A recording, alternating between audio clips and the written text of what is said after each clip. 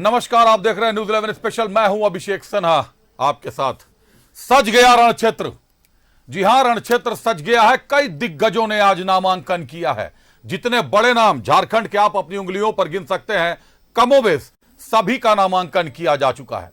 और इन नामांकनों के बीच जो जन आंदोलन छिड़ा है, जनता के बीच जाकर जो उद्घोष कर रहे हैं ये जन नेता, वो भी सुनने के लायक कर रहे हैं। लेकिन हिमंता बिस्वा शर्मा साहब ने जो आज कहा है, एक बड़ा सवाल खड़ा कर दिया है। युवाओं और महिलाओं को ठग कर झारखंड में सरकार बनाई गई। युवाओं को रोजगार के नाम पर ठगा गया, महिलाओं को चूल्हा खर्चे के नाम पर ठगा गया। महिलाओं के साथ गलत हुआ है। और जब गोगो दीदी योजना आई तो अब मैया सम्मान योजना की घोषणा की गई है। लेकिन यह क्या मैया का सम्मान माना जाए जो 5 साल के आखिरी 2 महीनों में सरकार को मैया की याद आई है। पहले आपको एक ग्राफिक्स रिपोर्ट दिखाते हैं। इस रिपोर्ट को देखिए, किसने कहां से किया है नामांकन, किस पे क्या है गंभीर आरोप, कौन क्या बोल रहा है, सब सुनाते हैं आप।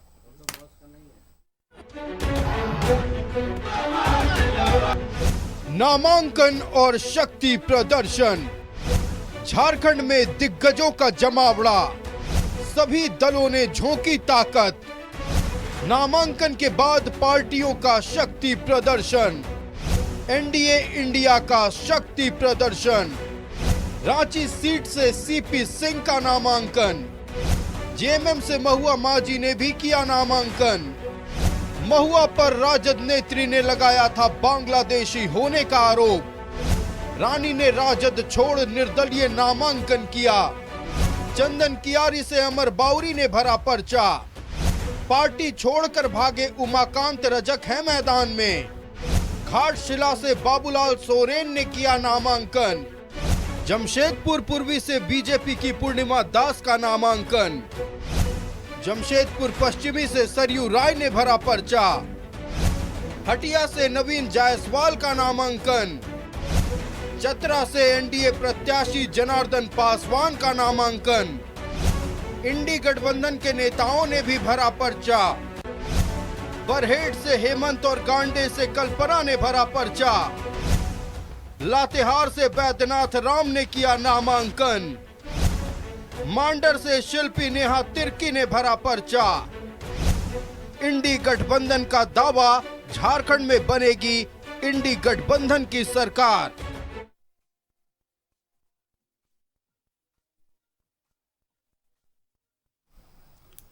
दावे तो कई हैं और दावों पर बातें भी होंगी। जितने दावे पहले किए गए थे, जो घोषणा पत्र जारी किए गए थे, उन घोषणा पत्र पर भी सवाल खड़े होंगे। सवालों का जवाब तो देना पड़ेगा, या सत्ता हो या विपक्ष हो। सवालों का जवाब देकर ही जनता के बीच आप आए थे। सवालों का जवाब देकर ही दोबारा जनता के बीच जगह बनानी पड़ेगी। जनता कितना स्वीकारती है, कितना नकारती है, यह जनता के दिलो दिमाग पर निर्भर करता है कि सरकार उंगली पर है, किसको नचाएगी अपनी उंगली पर, यह देखने लायक नजारा होगा। लेकिन पहले एक बार सुनाते हैं आपको। जमशेदपुर में आज हिमंता बिस्वा शर्मा साहब मौजूद थे। बीजेपी के चुनाव सह प्रभारी हैं, असम के मुख्यमंत्री हैं। गर्जे हैं सरकार पर वादा खिलाफी का, ठगने का आरोप लगाया है। कितना सही बोल रहे हैं, कितना गलत बोल रहे हैं, अपने तराजू में तौलिए।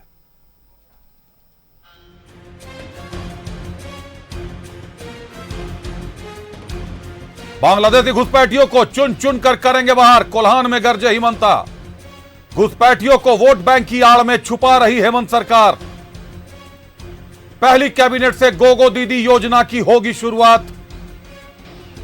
महिलाओं के खाते में पहले महीने से जाएगी राशि। युवाओं महिलाओं को ठग कर हेमंत ने बनाई है सरकार। बड़ा आरोप है ये। बीजेपी की सरकार बनते ही युवाओं को मिलेगी नौकरी। हेमंत सरकार ने किया था 5 लाख नौकरियों का वादा राज्य में। घोषणा पत्र के वादों को तोड़ झारखंड के लोगों को ठगा। सरकार पर सीधा आरोप, हिमंता का घुसपैठ पर बड़ा प्रहार है।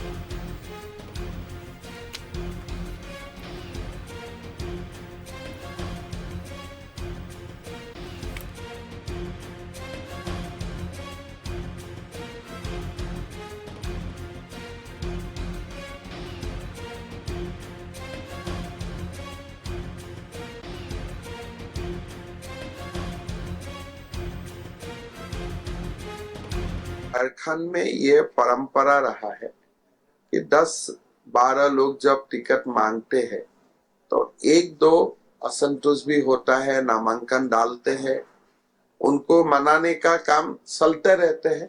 नामांकन असम के मुख्यमंत्री और झारखंड के सब प्रभारी हेमंता विश्व शर्मा हमारे साथ है। झारखंड, बिरसा मुंडा, सिद्धू कानू, उनका जो सेक्रीफाइस है इसके लिए जाना जाते हैं। साथ में राम भक्त है, कृष्ण भक्त है, और ऐसा ही एक झारखंड का सभी हम देखते हो। लेकिन उस बीच में कल मैंने देखा हुसैनाबाद नाम कोई जगह में हो सकता है, कोई आपत्ति नहीं है, लेकिन झारखंड का संस्कृति का साथ वो नाम नहीं जाते हैं। तो हमने बोला कि हम हुसैनाबाद को जिला भी बनाऊंगा और नाम भी हम बिरसा मुंडा जी का साथ जुड़े हुए या सिद्धू कानू से जुड़े हुए कोई नाम हम लेगा।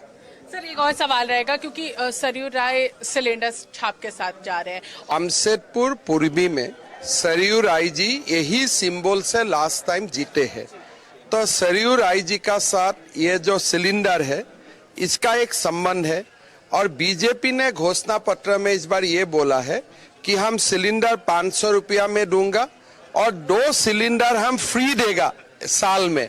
तो इसीलिए सरयू राय जी ने सबसे बढ़िया सिंबल लिया है और मेरा पूरा विश्वास है लोग भर भर के गैस सिलेंडर में वोट डालेगा जमशेदपुर पश्चिम में। कोटका की अगर बात करते हैं तो वहाँ से अर्जुन मुंडा की पत्नी खड़ी है, वहीं यहाँ पर अगर बात करते हैं रघुवर दास की बहू यहाँ पर खड़ी है। तो यहाँ पे सवाल बहुत सारे। देखिए ये बात गलत है।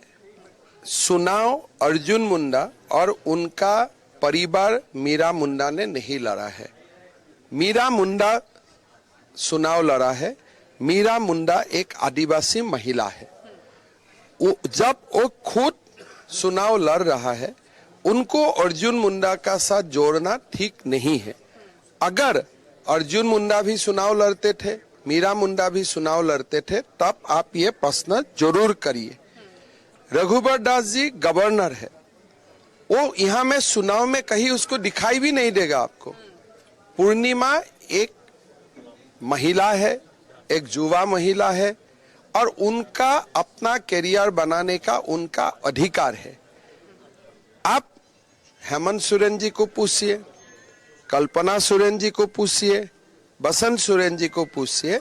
आपने ये जो प्रश्न मुझको पूछ रहा है, मेरा लगता है गलत जगह में ये प्रश्न पूछ। लगभग एक साथ 43 सीट है, फिर उसके बाद 38 सीट है। क्या सिर्फ सारी जगहों को मैनेज करने वाले हैं? देखिए हमारा 38 सीट्स का मैनेजमेंट के लिए हमारा टीम काम शुरू कर दिया है। प्रधानमंत्री जी 3 चरणों में झारखंड चुनाव का प्रसार के लिए आएगा।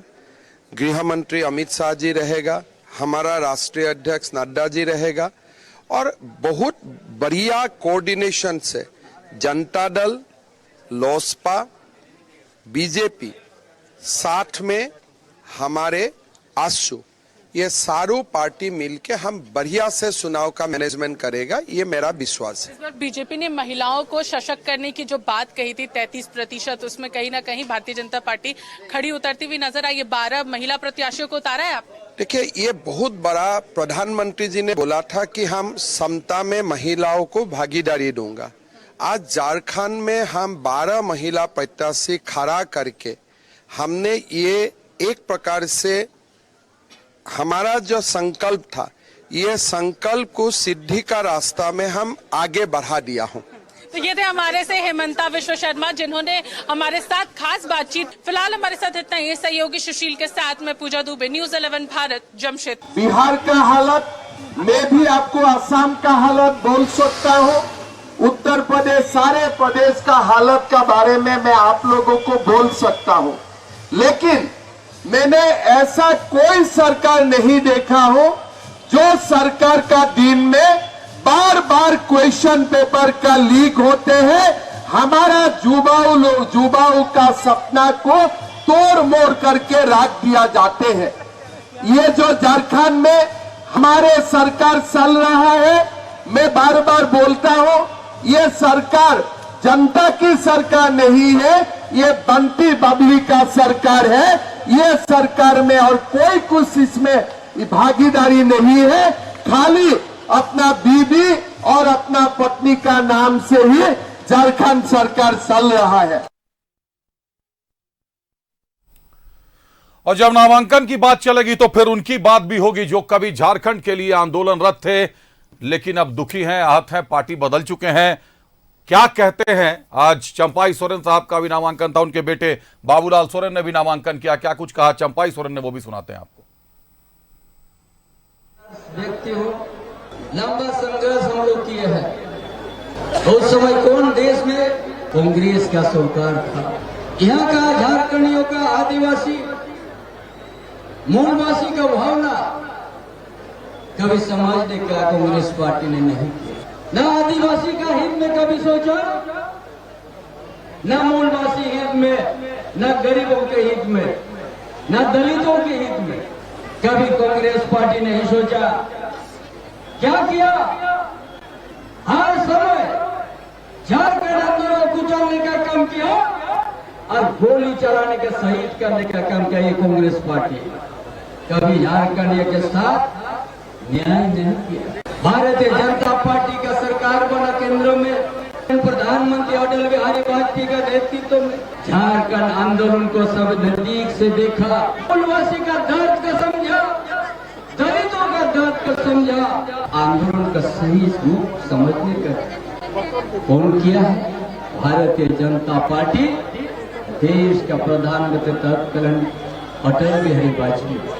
आपको झारखंड अटल बिहारी वाजपेयी दिया और भारतीय जनता पार्टी आपको दिया है। हो भाषा हो संचित लिपि को भी आज प्रतिनिधि को बुलाया और उनको आश्वासन दे दिया, जब हो की लिपि है भारतीय जनता पार्टी पहले भी 8वां अनुसूची में शामिल किया। चुनावी सरगर्मी तेज है, नामांकन और शक्ति प्रदर्शन का दौर चल रहा है। निश्चित तौर पर 5 साल के लिए सरकार बनाना है। झारखंड की जनता को एक बार फिर से कई तरीके के आश्वासन हर दल दे रहा है और झारखंड की जनता अपने तराजू पर तौल रही है। लेकिन जो सबसे ज्यादा जरूरी है, गिरता हुआ वोटों का प्रतिशत। लोग घरों से बाहर नहीं आते, जिसके कारण आपको 5 साल तक शिकायत करने का मौका मिलता है। आप शिकवे शिकायतें करते रहते हैं, लेकिन उसका खामियाजा भी आप ही भुगतते हैं। चाहे आप महंगाई के रूप में भुगतें, चाहे वादा खिलाफी के रूप में कोसें, लेकिन भुगतना तो आपको पड़ता है। घर से तो निकलना होगा साहब। अगर आप एयर कंडीशन कमरों में हैं तो घर से निकलना पड़ेगा, क्योंकि वोट देने वाले ज्यादातर लोग दूर दराज गांवों के लोग होते हैं। उनके बूथों का नंबर ज्यादा होता है, लेकिन शहरी क्षेत्रों का वोट प्रतिशत लगातार गिर रहा है। आखिर क्यों गिर रहा है?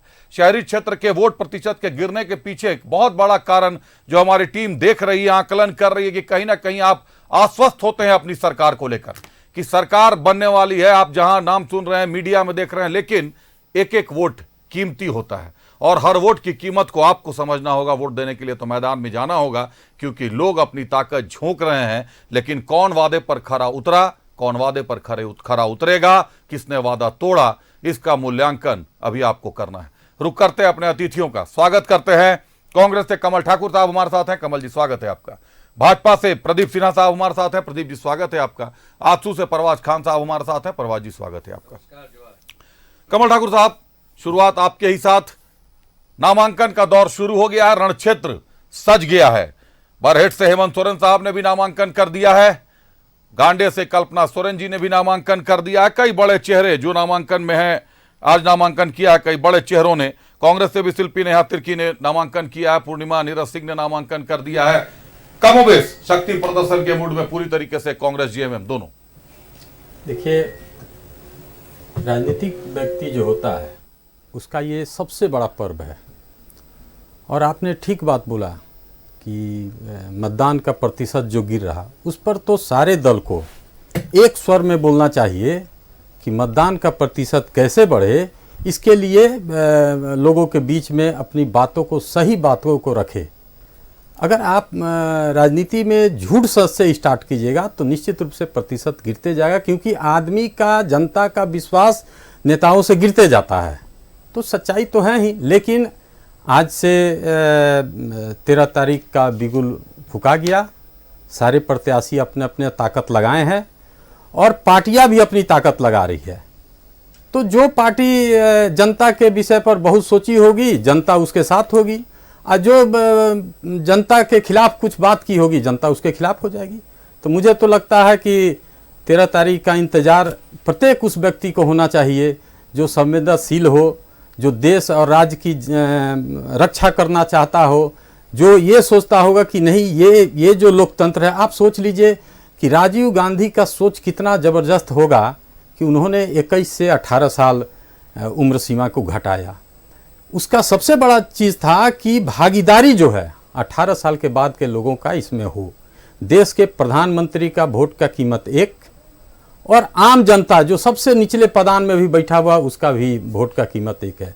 तो जनता को, जनार्दन को ये बात बखूबी समझना होगा कि आपके वोट की कीमत जो है उसका सही इस्तेमाल होना चाहिए।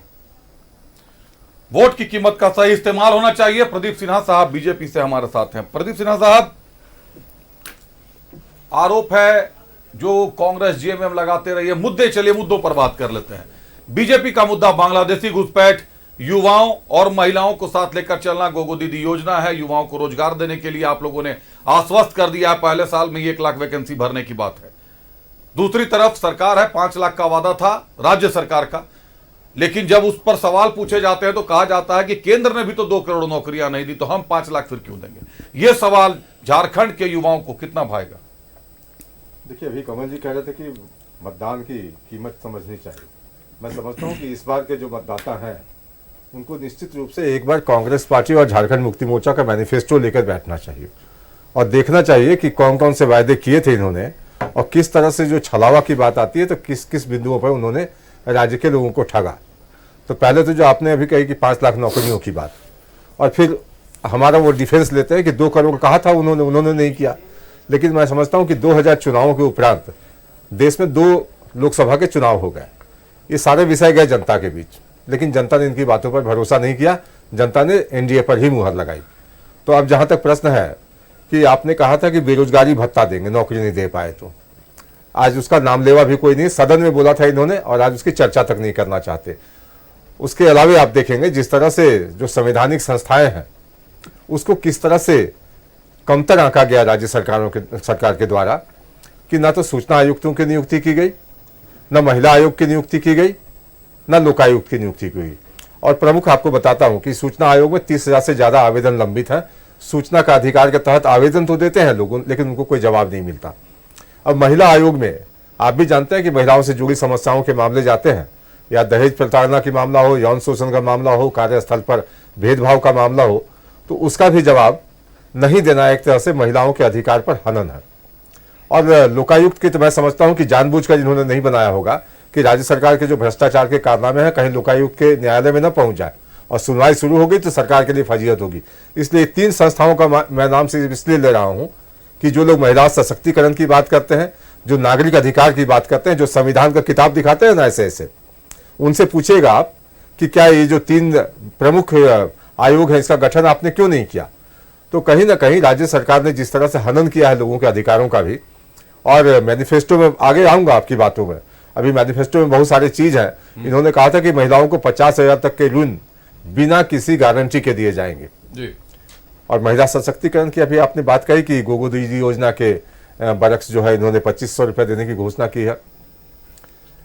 याद कब आया इनको? सितंबर के महीने में, कि अब वोट के लिए तो कुछ करना पड़ेगा, प्रपंच करना पड़ेगा, चूंकि 32 का खतियान तो हमने किया नहीं, स्थानीय नीति पर हमने कोई काम नहीं किया, नियोजन नीति हमने बनाई नहीं। तो जो ढिंढोरा पीटते थे कि झारखंडी अस्मिता से जुड़ा हुआ प्रश्न है, इसके लिए हम जान दे देंगे, तो अब जान देने की बात नहीं करते। वो वोट लेकर कहीं ना कहीं लोगों के मुद्दे जो है उसको आप पीछे धकेलने की कोशिश करते हैं। जनता इस बात देखेगी, मतदान करते वक्त इन चीजों का जरूर ध्यान रखेगी।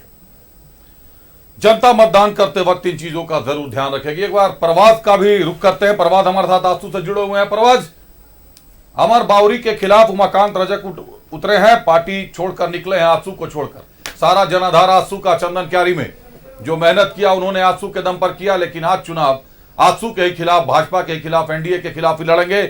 ताल तो ठोक चुके हैं, कितना कारगर होगा उमाकांत रजक साहब की ताल में, कितना दम होगा? अभिषेक, सबसे पहले ये देखिए, ये लोकतंत्र की खूबसूरती है। आप चुनाव लड़ सकते हैं, आप संगठन देखिए, संगठन से लोगों का पहचान होता है। अगर संगठन को लोग छोड़ के जाते हैं और कहीं से भी चुनाव लड़ते हैं तो लड़ते हैं, लेकिन उसमें कुछ बात बोलने की आवश्यकता नहीं है, क्योंकि आप जनता सिर्फ और सिर्फ डिसाइड तब करेगी जब आप सत्ता को देखिएगा। जो सत्ता 5 साल चली है, जो झारखंड के युवाओं को, महिलाओं को, बच्चों को, वृद्धों को जिस तरह से ठगी है, उसके खिलाफ एक जनादेश आने वाला है। 23 नवंबर को इनकी विदाई निश्चित है। अभिषेक, देखिए मैं बात कर रहा था, अभी आपने बोला था कि अभी तो सबका नामांकन का दौर चल रहा है, सभी नामांकन जो करने वाले प्रत्याशी सभी को मेरी शुभकामनाएं।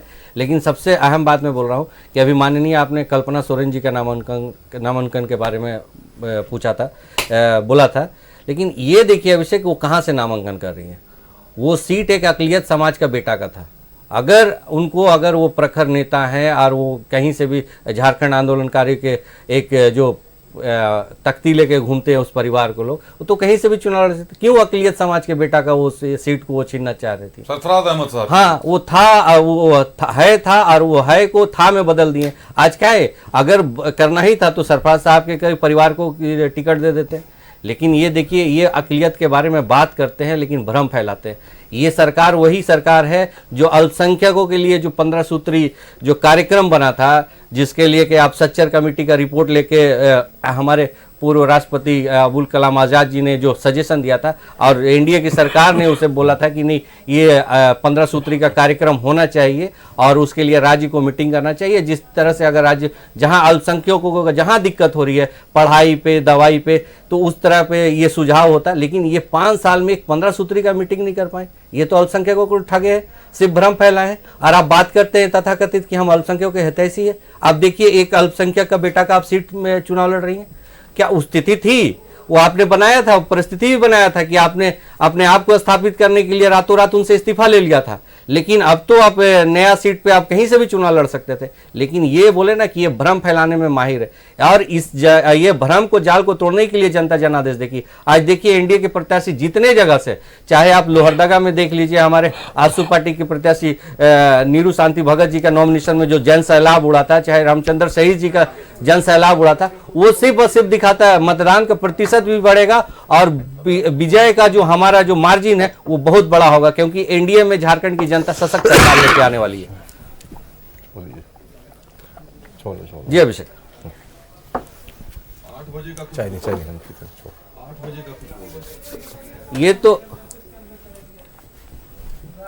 जो सरकार जो इस तरह से भ्रम फैलाई थी, उस भ्रम का देखिएगा जाल को तोड़ने के लिए ही जनता, बोले युवा खास करके एकदम आतुर है। क्योंकि ये देखिए आप देख लिए युवाओं का भी जो जन आक्रोश रैली था, जो हमारे माननीय अध्यक्ष श्री सुदेश कुमार महतो जी के आह्वान पे हजारों लाखों युवा जो प्रभात तारा मैदान में जुटे थे, उन्होंने भी स्पष्ट कर दिया था कि इस बार मतदान का प्रतिशत बढ़ेगा और एनडीए का रिकॉर्ड वोट आएगा और देखिएगा इसकी मार्जिन बढ़ेगी। क्योंकि ये जो हितैषी जो बनते थे ना झारखंड की अस्मिता का सवाल है, इसके लिए महिलाएं भी जान गई है। ये महिलाओं के लिए बोले ना कि 57 महीना ये सोए हुए थे, लेकिन रातों रात ये सत्ता की भत्ता योजना लेके आ गए। लेकिन महिलाएं भी इसको अब नकार देंगी, क्योंकि महिलाओं को सशक्तिकरण चाहिए था। आज देखिए जिस तरह से कैंडिडेट नॉमिनेशन कर रहे हैं एनडीए का, जिसमें जन सैलाब उमड़ रहा है, उस जन सैलाब का ही एक चित्र दिखाई दे रहा है कि किस तरह से जनादेश आने वाला है, और हम प्रचंड बहुमत के साथ इंडिया की सशक्त सरकार झारखंड में लेके आ रहे हैं।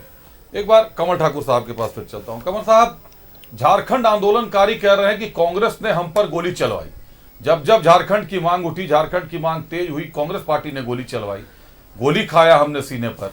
और आज जेएमएम उसी कांग्रेस के साथ मिलकर, जो जेएमएम कभी झारखंड आंदोलन के लिए प्रगाढ़ रूप से आगे बढ़ा था, आज उसी कांग्रेस के साथ सरकार बना रहा है। ये एक आरोप आया है। दूसरा आरोप आया है कि सत्ता का भत्ता, जो अभी परवाज ने कहा कि सितंबर महीने में अगर महिलाओं के प्रति, मैया के प्रति सरकार को सम्मान था, सरकार के मन में है, मैं भी मानता हूं कि होना भी चाहिए महिलाओं के लिए, लेकिन चूल्हा खर्च की घोषणा तो थी 2000 रुपए की, लेकिन 1100 रुपए से मैया सम्मान योजना शुरू किया गया। और जब बीजेपी ने 2100 रुपए की गोगो दीदी योजना घोषित की, वो भी तब जब सरकार में आएंगे तब देंगे, तो कैबिनेट से पारित करा दिया गया कि 2500 रुपए अब देंगे। तो अगर सरकार सक्षम थी तो चूल्हा खर्च के रूप में ही 2000 रुपए शुरू से देना शुरू कर देती मैया सम्मान के नाम पर, तो वो बहुत बड़ी राशि हो जाती चूल्हा खर्च का। फर्क क्या है चूल्हा खर्च योजना में जिन महिलाओं को लाभान्वित होना था और मैया सम्मान योजना में जिन महिलाओं को लाभान्वित होना है, इसमें फर्क क्या है? कमल साहब, देखिए, पहले तो प्रवाज भाई के बातों पर हमें थोड़ी सी हंसी आई। और किस पर बात कर रहे हैं कि वो अक़लियत का सीट था। अरे आपके जो एनडीए फोल्डर में सबसे बड़ा दल है उससे तो एक बार आग्रह कर लेते कि एक अक़लियत को कहीं से टिकट दे देते। आप हमसे क्यों माने आसरा करते हैं कि हम दे दें? आप तो बीजेपी से कहते देश भर में कहीं एक भी सीट दे देते। आप हमसे आग्रह करते हैं कि गांडे छोड़ दो। अरे गांडे से उन्हीं को कहते कि वो अक़लियत को दे देते, उनका पूरा हो जाता। लेकिन अब तो सीटिंग सीट किसकी थी? अब देख लीजिए सीटिंग सीट किसकी थी कमल साहब, ये तो आप बताइए। आप भ्रम मत फैलाइए। अरे भ्रम नहीं, 67 सीट में से सीटिंग सीट किसकी थी? क्या हुआ था कि रातों रात आप उनसे इस्तीफा ले लिए थे? और आज जब था तो उनके परिवार क्यों नहीं थे? आप तो परिवारवाद पे जब चल रहे हैं उनके परिवार के लोग क्यों नहीं थे? आप भी नोट कर लें। नहीं आप ठीक है, मैं नोट कर लेता हूं। बोलिए कमल साहब, बोलिए, मैं नोट कर लेता हूं। उसके बाद में जवाब कर लें। देखिए कमल ठाकुर साहब में एक चीज बहुत अच्छी है, वो आपके बोलते समय बीच में नहीं बोलेंगे, वो नोट कर लेते हैं। ठीक है। और आपके बोलने के बाद बोलते हैं। आप भी नोट कीजिए, जरूर बोलिए, आप एकदम बोले कमल। तो मेरा कहना यह है कि जिस दल के साथ आप हैं तो 67 सीट में एक दिला दीजिए। मैं तो नहीं बोलता हूं, आपने 12 महिलाओं को दिया है, मैं दिल से आभार आपका प्रकट करता हूं कि देश में महिलाओं की राजनीति में अगर संख्या बढ़े, वो सब दल मिलकर बढ़ावे तो कम से कम आधी आबादी को उसका आवाज तो बनेगी वो। लेकिन आप हमसे आग्रह कर लीजिए गांडे दे दीजिए। अरे आप आग्रह कीजिए उनसे कि गांडे अभी से भी एगो महिला या अक़लियत के किसी को दे दिया जाए। महिला को तो दिया गया सर, अक़लियत को दे दिया जाए। महिला गलती से मेरे मुंह से निकला तो आप नहीं, मैं अक़लियत पर बात हो रही है। वो अक़लियत का तो अक़लियत के खिलाफ तो एनडीए को बताते ही हैं आप। हालांकि मैं आपको व्यक्तिगत नहीं कह रहा, मैं आईएनडीए गठबंधन हमको कहने का मतलब है कि आप आईएनडीए से बात नहीं, बिल्कुल मैं गठबंधन को ये कह रहा हूं। गठबंधन का ये आरोप है कि भाजपा की राजनीति ही चलती है धर्म पर, लेकिन मंदिर पूजने के बाद आप जाते हैं फॉर्म भरने के लिए, नामांकन करने के लिए, और उसी मंदिर के नाम पे भाजपा को बदनाम किया जाता है। मंदिर के नाम देखिए, यही तो फिर ये कहां राजनीति नैरेटिव जो है मीडिया से ये सब नहीं चलना चाहिए। क्या भगवान का पेटेंट है किसी को? तो हम कहां कहते हैं सर? मैं तो कह रहा हूं, नहीं हम कहां कहते हैं? मैं भगवान का नाम बोलता हूं। प्रदीप सिन्हा साहब से पूछ लेता हूं कि पहले आप बात पूरी करें। मैं कह रहा हूं कि जो आग्रह और जो दबाव मेरे ऊपर बनाने की कोशिश हुई कि नहीं गांडे से किसी अक़लियत को दे देना चाहिए, तो मैं तो कह रहा हूं कि 67 सीट में से कोई एक सीट दे दीजिए अक़लियत को बीजेपी। आप वहां आग्रह कर लेते या दबाव ही बना लेते। लेकिन आपकी हैसियत नहीं है। आपकी हैसियत क्या है कि आपको पीछे पीछे चलना है, आपको किसी भी तरह से सत्ता के करीब जाना है। क्योंकि इस राज्य में अगर सबसे अधिक साल तक कोई सत्ता में रहा तो आजसू, और आजसू ही सवाल सबसे ज्यादा उठाएगी। मैं तो हमेशा एक बात बोलता हूं कि जब भी आईना उठाओ पहले खुद को देखो फिर सामने वाला को दिखाओ। चलिए सर, अब इस पर बता दीजिए सर जरा सा। उसके बाद आपका दूसरा मैया योजना। देखिए मैया नहीं, सवाल था कि आंदोलनकारी कह रहे हैं जो कांग्रेस पार्टी ने गोली चलवाई। ठीक है, जो आंदोलनकारी सवाल आज उठा रहे हैं, तो वेरी फर्स्ट डे जिस दिन कांग्रेस के साथ मिलकर सरकार बन रही थी उस दिन वो विरोध कर देते कि नहीं किसी कीमत में कांग्रेस के साथ नहीं। मलाई खाने की बात आएगी तो आप आइएगा मेरे पास, और जब मलाई खत्म हो गया तो बीजेपी के पास जाइएगा। तो आप पहले तय कर लीजिए कि आपने जो कहा वो सही है कि गलत है। आप क्यों वेरी फर्स्ट डे कांग्रेस का साथ लेने को तैयार हुए? उसी दिन आप कहते कि नहीं किसी कीमत में कांग्रेस का साथ। आप समझ में आ जाता आपकी राजनीति। मैया योजना का बात है, आप जितना उस पर सवाल उठा सकते हैं, क्योंकि आप बाद में आए पहले लाए। अरे लाए तो हम कम से कम, हमने तो कम से कम सम्मान देने की बात तो की। हो सकता है कि आपके हिसाब से थोड़ा हम देरी कर दिए हो, मैं भी मान लेता हूं कि कुछ लेट हुआ है, लेकिन हमने दिया। हम जुमला करके 2 करोड़ नौकरी और 15 लाख का खाता में जनधन योजना का खाता नहीं खुलवाते हैं। हम जो कहेंगे उसको करेंगे। सूचना का अधिकार देश में हमने दिया, फूड गारंटी बिल देश में हमने दिया। तो हम तो जो कहते हैं वो देते हैं। आपने जो कहा वो दे दिया क्या? मैं तो इंतजार कर रहा हूं। अरे मेरा देश के प्रधानमंत्री ने कहा कि मैं 15 लाख रुपए, मैं तो इंतजार करता हूं कि कब 15। अब तो जो भ्रष्टाचार का पैसा है जो स्विस बैंक में है वो 3 गुना बढ़ गया, तब तो मुझे 45 लाख मिलना चाहिए। मैं तो इंतजार कर रहा हूं प्रधानमंत्री जी का। लेकिन अब तो जनता ने और 5 साल आपको इंतजार करने का वादा दे दिए और 5 साल इंतजार अरे करना ठीक पड़ेगा। है, क्या इंतजार तो जीवन भर करना है। जब झूठ पर ही बुनियाद खड़ी हो तो इंतजार करो। तो लेकिन सच्चाई ये है कि जनता के सवालों पर राज्य की सरकार, झारखंड में जो इंडिया गठबंधन की सरकार है, वो पूरी तरह से सफल हुई है और जनता फिर मेरे साथ है।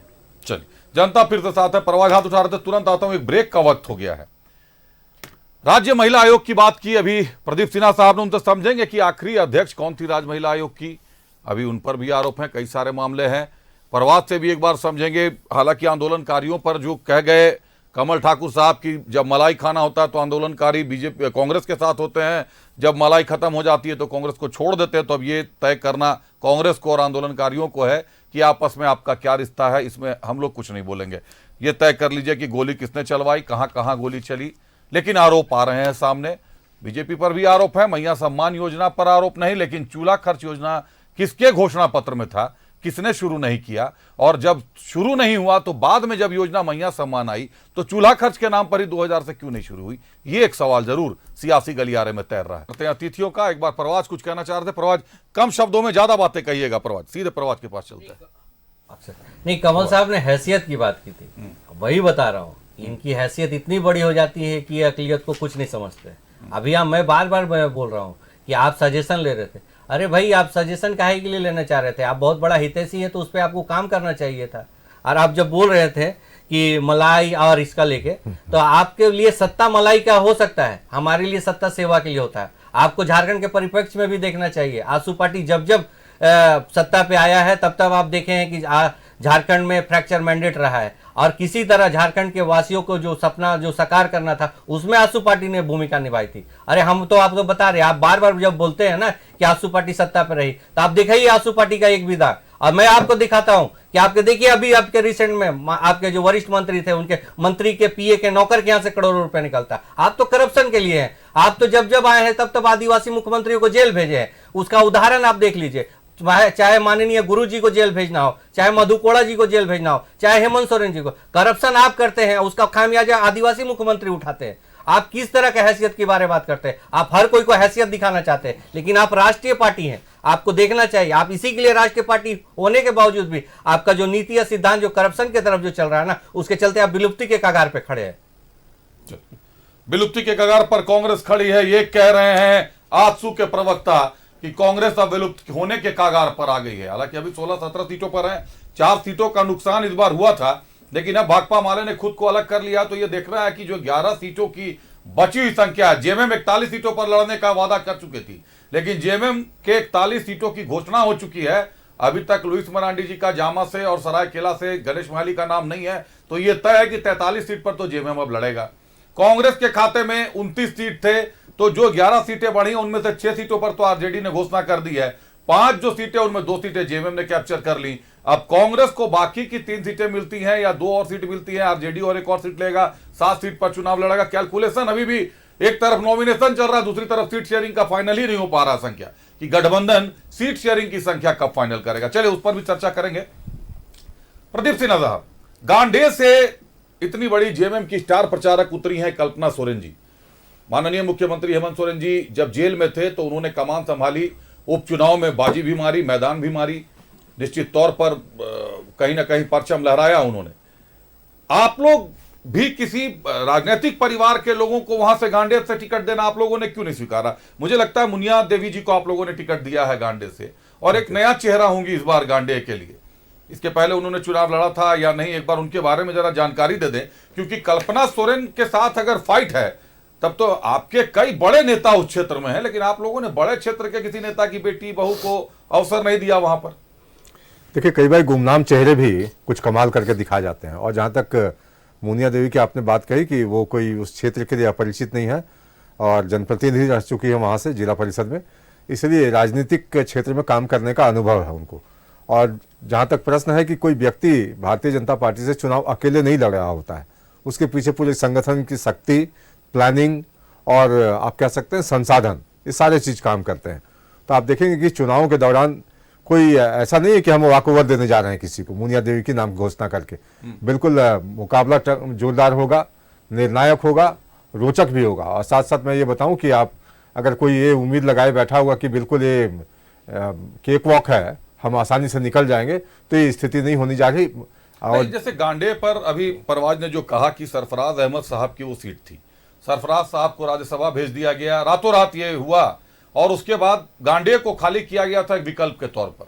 अगर आप उस पीरियड को याद करें, 31 दिसंबर से 31 जनवरी की तिथि, तो एक विकल्प के तौर पर गांडे तैयार हुआ था। लेकिन उस समय भी ये बातें उठी थी, बाद में ये भी आया कि कांग्रेस से लोकसभा चुनाव के दौरान भी किसी मुस्लिम को टिकट नहीं मिला, उस पर भी विवाद छिड़ा कहीं ना कहीं। मुस्लिमों को लेकर बीजेपी पर तो आरोप लगते नहीं, क्योंकि पहले ही आप लोगों पर आरोप है कि आप लोग मुस्लिम विरोधी हैं, और मुझे नहीं लगता कि आप लोग उस वोट को काउंट कर कर भी चलते हैं। बहुत ज्यादा वोट भी आप लोगों को नहीं मिलते हैं उधर से, तो आप लोग वोट की गिनती भी नहीं करते। लेकिन एक सवाल तो है कि अगर आप नए चेहरों को दाव दे रहे हैं गांडे पर, अगर कल्पना सोरेन को आज देखें तो हेमंत सोरेन के बाद जेएमएम का सबसे बड़ा चेहरा है कल्पना सोरेन, तो एकदम मुनिया देवी जी के नाम पर जो आप लोगों ने मुहर लगाया है, तो एक मतलब लड़ाई का जो कद वो दिखाई दे रहा है, क्या ये लड़ाई उस स्तर तक जा पाएगी गांडे में, या आप लोगों ने वॉकओवर देने का सोच लिया? आप जो कल्पना सोरेन की बात कर रहे हैं, अगर वो सोरेन परिवार से नहीं होती तो मैं समझता हूं कि उनको या जो ख्याति मिली है या स्वीकार्यता है पार्टी के अंदर, वो नहीं मिलती। झारखंड मुक्ति मोर्चा में तो और भी महिला नेता थे, लेकिन आप बताएं कि किसी महिला नेता को इतनी प्रशंसा या फिर इतनी स्वीकार्यता मिली हो दल के भीतर, या फिर वो मौका मिला हो उनको, जिसको आप कहते हैं कि एक्सपोजर उस लेवल पे मिलना जहां जनता के बीच आपकी क्षमता की भी परख हो और साथ साथ जनता आपको स्वीकार करे, तो वो मैं समझता हूं कि परिवार से बाहर वो चीजें नहीं जा पाती। इसलिए कहीं ना कहीं आज आपको लग रहा होगा कि भारतीय जनता पार्टी ने जो उम्मीदवार घोषित की है, सवाल चूंकि क्षेत्र से आ रहे हैं, रिपोर्टर्स मामले को उठा रहे हैं कि एक बड़े चेहरे के साथ जिस तरीके से होती है, तो इसका मतलब है कि मुनिया देवी जी क्षेत्र में तटस्थ तौर पर काम करती हैं, जमीन से जुड़ी हुई नेता है। लेकिन वहीं पर अब कल्पना सोरेन जी हैं, तो इनकी तो वहां पर पैराशूट लैंडिंग हुई है, वहां काम तो सरफराज अहमद साहब कर रहे थे, कल्पना जी तो अब जीती हैं, तो पता नहीं उसके बाद काम कर रही है। देखिए, हेमंत सोरेन भी एक बड़ा नाम है, और आपको याद होगा कि विगत चुनाव में 2019 में लुइस मरांडी ने उनको दुमका से हरा दिया था। लेकिन आप लोगों ने तो टिकट काट दिया साहब लुइस मरांडी का। ठीक है, परिस्थितियां ऐसी हुई, हमने ठीक, अब अंदर की बात है संगठन की बात की क्या फैसला लड़ पाएंगी, क्या लग रहा है आप लोगों को? अब तो झारखंड मुक्ति मोर्चा के खेमे में चले गई, वो तय करें कि कहां से उनको लगाना है, क्योंकि जिस तरह से उनको इंतजार करवाया जा रहा है। टिकट नहीं मिला तब तो राजनीतिक करियर खत्म। अब उनको समझना है ना कि जिस तरह से, मतलब अगर आप हालात देखें कुणाल साडंगी साहब का, उनका, आप सत्यानंद भोक्ता जी का, गणेश महाली जी का, अगर इनको अब टिकट नहीं मिला, अभी आखिरी वक्त तक सांसें अटकी हुई हैं, देखिए जामा में कम से कम तो विरोध भी शुरू। देखिए, पार्टी में मैं भी लंबे समय से काम कर रहा हूं और मुझ जैसे लाखों कार्यकर्ता पार्टी में लगे हैं। सबकी अपेक्षा होती है कि पार्टी हमें भी मौका दे, लेकिन मौका नहीं मिलने का अर्थ ये नहीं होता है कि ऐन चुनाव के समय पार्टी के पीठ में छुरा घोंपकर हम बाहर चले जाएं। पूरी मजबूती के साथ डटे रहना चाहिए, अपनी बात अब कहते रहिए, संगठन में अपनी बात मनवाने की कोशिश कीजिए। मैं समझता हूं कि संगठन के लोग विचार भी करते हैं, और ऐसा नहीं है कि एक बार आपको मौका नहीं मिला तो कभी नहीं मिलेगा। मैं समझता हूं कि इतनी निष्ठुरता के साथ हमारे नेता कम से कम प्रत्याशी चयन में फैसला नहीं करते हैं। एक आखिरी सवाल सर आपसे, आपने महिला आयोग की बात की थी, आखिरी महिला आयोग कौन थी? मैं थोड़ा सा कंफ्यूज हो रहा हूं, अगर आपको याद हो तो बताएंगे। कल्याणी शरण जी थी। कल्याणी शरण जी, उनसे पहले मुझे लगता है महुआ मांझी जी थी। चलिए, कमल ठाकुर साहब, आपके पास एक सवाल है जो कल से सियासी गलियारे में हमारे पास भी बहुत मैसेज आ रहे हैं कि महुआ मांझी जी ही क्यों? मतलब महिला आयोग का चयन करना है, अध्यक्षा का तो महुआ मांझी जी, विधानसभा चुनाव लड़ाना है रांची विधानसभा सीट से तो महुआ मांझी जी, आ रहा हूं परवाजा भी बस, राज्यसभा भेजना है तो महुआ मांझी जी, और महुआ मांझी जी राज्यसभा में अभी रहते हुए चुनाव लड़ेंगी, अगर हार गई तो वापस से राज्यसभा सांसद तो रह जाएंगी, इस्तीफा देने की कोई आवश्यकता है नहीं, अगर जीत गई तो विधायक आ जाएंगी, राज्यसभा का पद खाली हो जाएगा, फिर किसी को यहां से भेजा जाएगा। लेकिन अगर हार जाती हैं तब तो वो तो रह जाएंगी। विधायक में जो कोई अगर भाग्य आजमा सकता था कांग्रेस के, मैं बार बार रांची विधानसभा सीट पे तो कांग्रेस को ही मानता हूं, कांग्रेस ने जिस तरीके से मेहनत की थी उसकी भी किस्मत गई।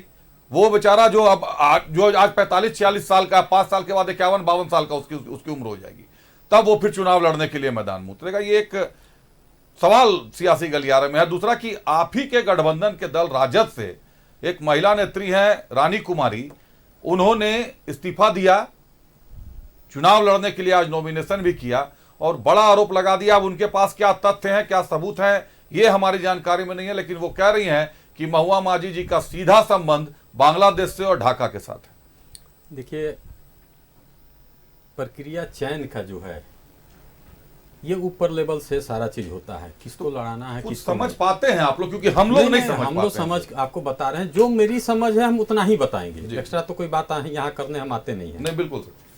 तो चयन प्रक्रिया में होता है, अगर गठबंधन में ये सीट किसी भी कारण से जेएमएम को चला गया है तो निश्चित रूप से महागठबंधन इंडिया गठबंधन मिलके महुआ माझी जी को जिताने का काम करेगा।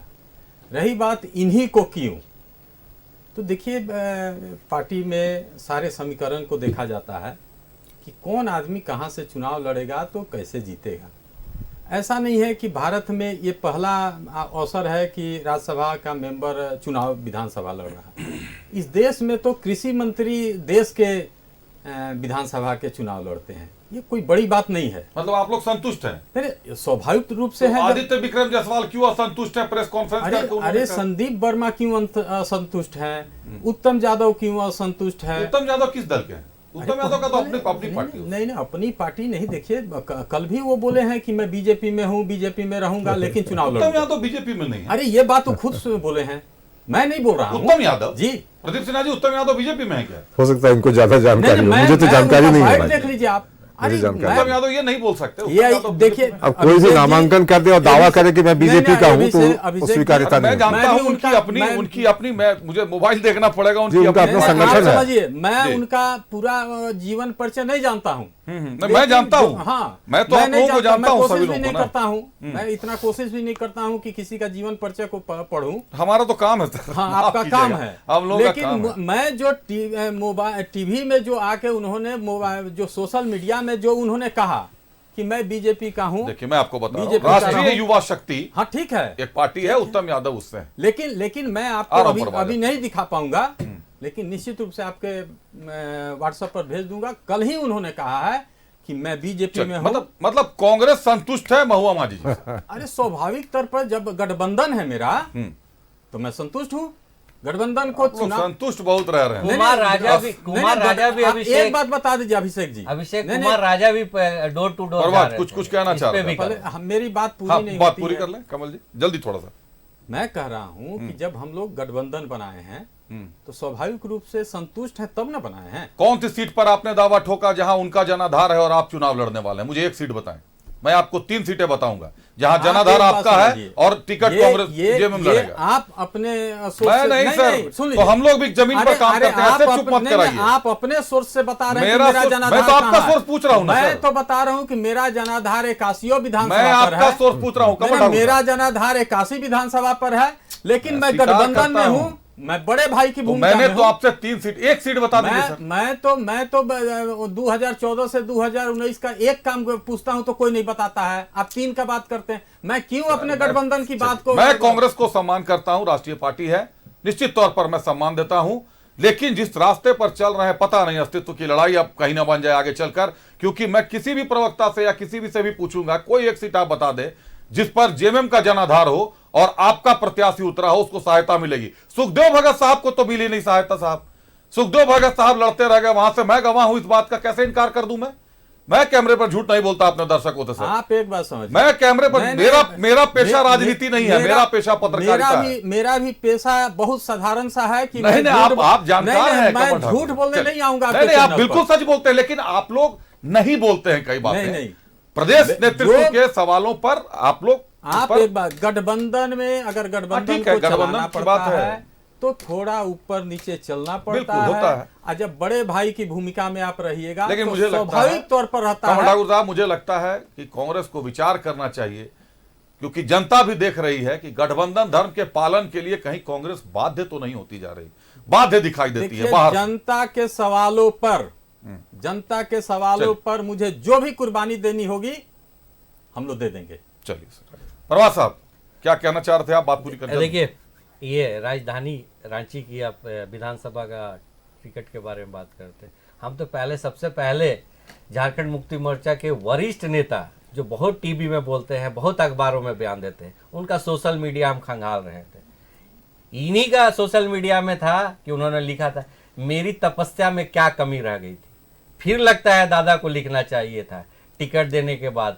सांसद महोदया, बड़े नेता का कांग्रेस का नाम बताता हूं, स्वर्गीय पीएन सिंह साहब। नहीं, बड़े नेता, कद्दावर नेता, उनके जी। सुपुत्र राजनीति में आज हैं जी। लेकिन मैं बोल रहा था झारखंड मुक्ति मोर्चा हालात के, अब ऐसे हो गए हैं कि चलिए हाँ बताएं। मैं बोल रहा था झारखंड मुक्ति मोर्चा के बड़े नेता जो टीवी पे बयान देते हैं, अखबारों में उनका बयान बहुत चलता है। जब राज्यसभा का जब कैंडिडेट डिक्लेयर हुआ था उनके पार्टी का, तो उन्होंने लिखा था मेरी तपस्या में क्या कमी रह गई थी।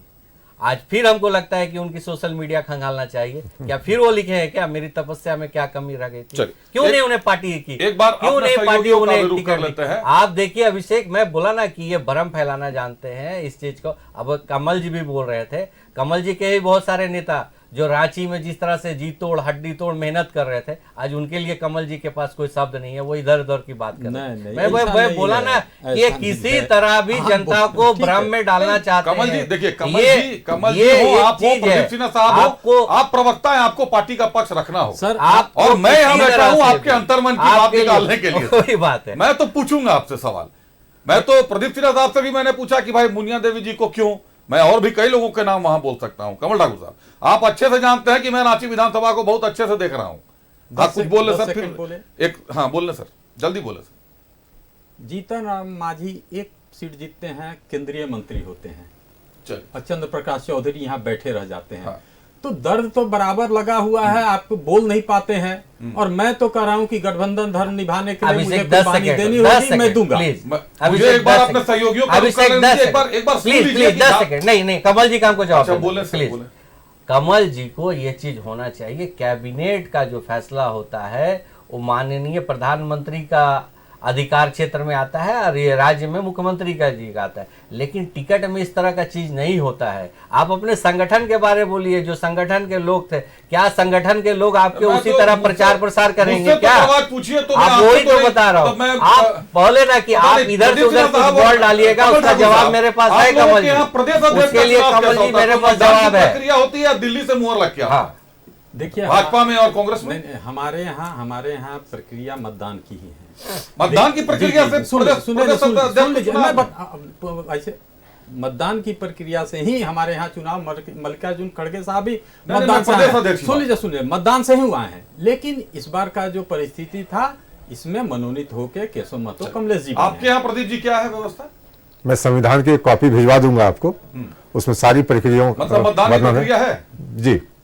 चलिए, मतदान की प्रक्रिया है तो बेहतर है, क्योंकि प्रदेश अध्यक्ष का चुनाव और सर्वसम्मति का भी प्रावधान है उसमें। सर्वसम्मति और प्रदेश अध्यक्ष का चुनाव तो मतदान की प्रक्रिया से होना चाहिए, क्योंकि एक आंख में काजल और दूसरे में सुरमा तो साहब नहीं चलेगा, चलने नहीं दिया जाएगा, कहीं ना कहीं लोग विरोध करेंगे। एक बार सहयोगियों का रुख करते हैं। हमारे साथ रांची से विपिन जुड़ रहे हैं और कोलाम से मनोज जुड़ रहे हैं हमारे साथ। विपिन, कई दिग्गजों का, विपिन को आवाज मिल रही है? पीसीआर की टीम कंफर्म कर ले। कई दिग्गजों का आज नामांकन हुआ है। अगर देखें तो रणक्षेत्र पूरी तरीके से सज गया है। कई बड़े चेहरों ने आज नामांकन कर दिया है, लेकिन अभी तक INDIA गठबंधन ने अपना सीट शेयरिंग फाइनल नहीं किया। विपिन, पहले सीट शेयरिंग तो फाइनल हो जाता कि भाई किसको कितनी सीटें मिलेंगी, कौन कहां से चुनाव लड़ेगा। विपिन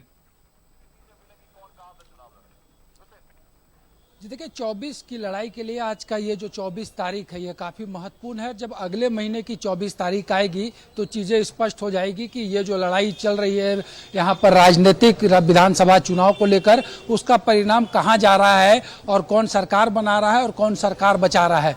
जहाँ तक इंडिया अलायंस की बात करें तो अब तक झारखंड मुक्ति मोर्चा ने 41 उम्मीदवारों के नाम की घोषणा कर रखी है। 6 उम्मीदवारों के नाम की घोषणा राजद की तरफ से हो चुका है। 21 सीटों पर कांग्रेस ने अपने उम्मीदवार उतार दिए हैं। आज लगभग 21 में से कांग्रेस कोटे के मैक्सिमम उम्मीदवारों ने अपना पर्चा दाखिल किया। खुद गठबंधन के नेतृत्वकर्ता हेमंत सोरेन ने आज अपना पर्चा दाखिल किया।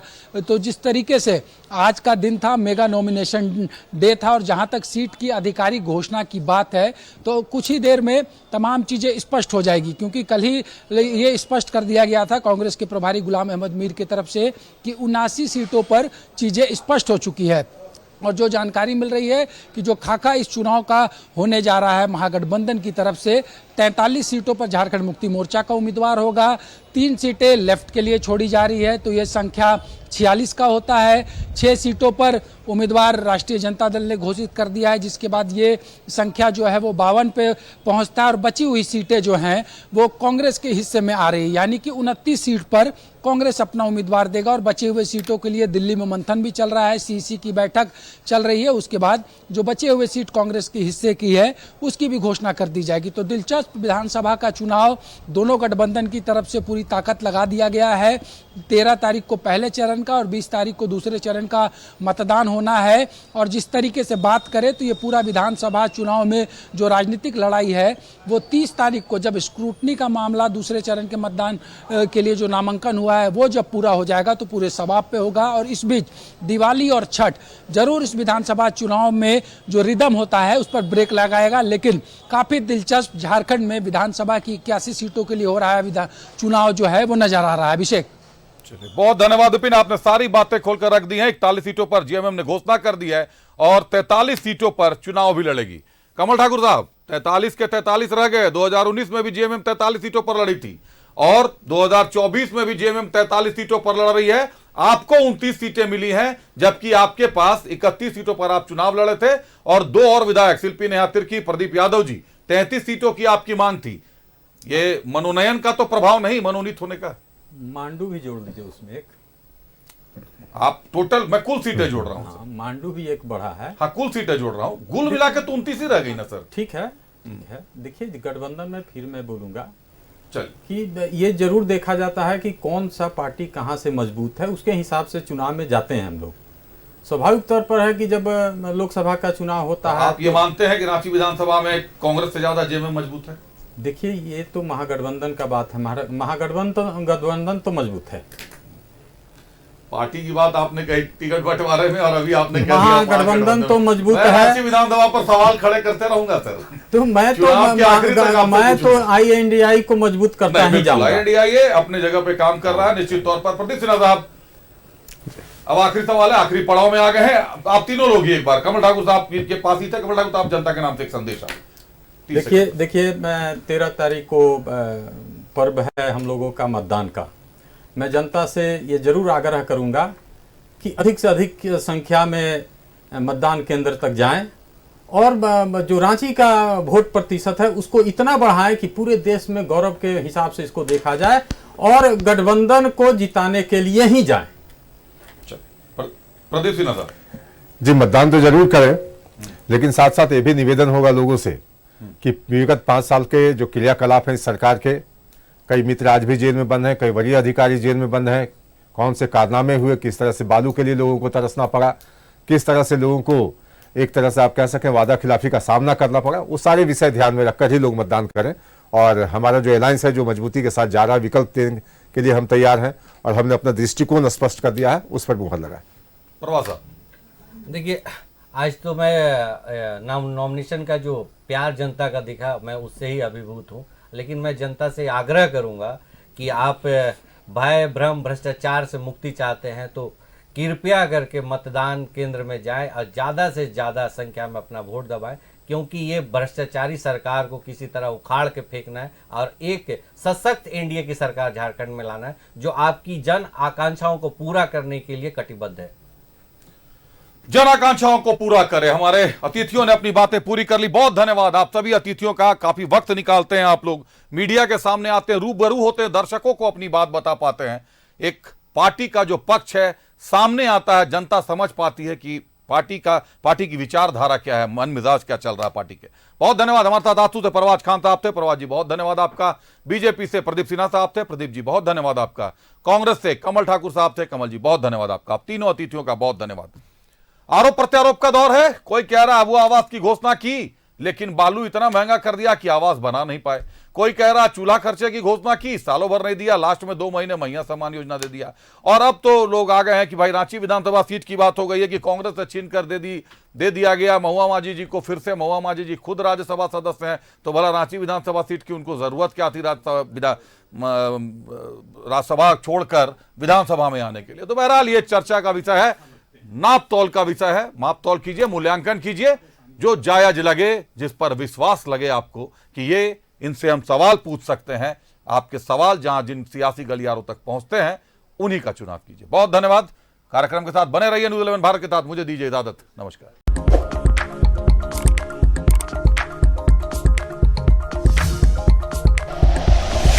Like and share videos, subscribe करें हमारा चैनल और प्रेस करें बेल आइकॉन। न्यूज़ 11 भारत, सच है तो दिखेगा।